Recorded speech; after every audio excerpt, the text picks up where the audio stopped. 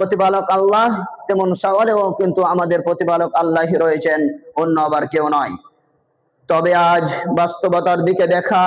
বাস্তবতার দিকে দেখলে দেখা যায় যে মানুষ শুধু রমজানকে তার প্রতিপালককে চিনতে পারে, এবং রমজান অতিবাহিত হয়ে গেলে আর সে তার রবের দিকে যায় না, সে তার রবকে ভুলে যায়।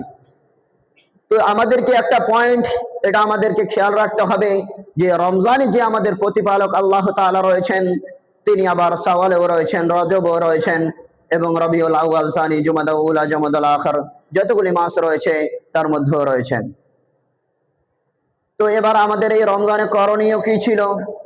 মহান রব্বুল আলামিন পবিত্র কোরআনের মধ্যে আয়াত নাযিল করলেন, ইয়া আইয়ুহাল্লাযীনা আমানু কুতিবা আলাইকুমুস সিয়াম কামা কুতিবা আলাল লাযীনা মিন ক্বাবলিকুম লাআল্লাকুম তাত্তাকুন। হে বিশ্বের ঈমানদারগণ, আল্লাহ এখানে কাফের মুশরিক বেঈমানকে ডাকে না, আল্লাহ বলছেন হে ঈমানদারগণ, কুতিবা আলাইকুমুস সিয়াম, তোমাদের উপরে সিয়ামকে ফরজ করা হয়েছে। কামা কুতিবা আলাল লাযীনা মিন ক্বাবলিকুম, শুধু তোমাদের উপরে নয়, তোমাদের পূর্বপুরুষ যত নবী রাসূল এবং পূর্বের মানুষ রয়েছিল সকলের উপরে সিয়ামকে ফরজ করা হয়েছিল। লাআল্লাকুম তাত্তাকুন, যাতে তোমরা তাকওয়াভীরু ব্যক্তি হতে পারো, যাতে তোমরা সংযমশীল ব্যক্তি হতে পারো, যাতে তোমরা আল্লাহ ভীতি অর্জন করতে পারো। এই জন্যই মহান রব্বুল আলামিন এই রমজানকে আমাদের বুকে দিলেন।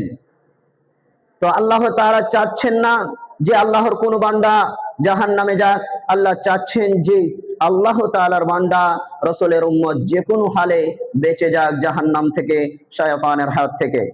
তো আল্লাহ তাআলা পবিত্র কোরআনের মধ্যে আরো আয়াত নাযিল করলেন, শাহরু রমাদান আল্লাযী উনজিলা ফীহিল কুরআন হুদাল লিন-নাস ওয়া বায়িনাতিন মিনাল হুদা ওয়াল ফুরকান।